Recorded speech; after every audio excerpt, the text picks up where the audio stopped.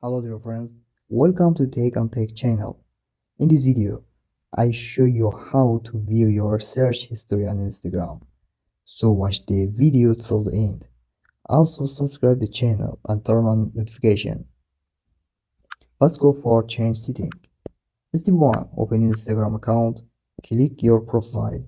After click your profile, click the menu and click account center. Click your information and permission. Click search history, okay, and select your account. After selecting your account, uh, show your search history, okay. Very easy. Please like the video and subscribe the channel. Take and take.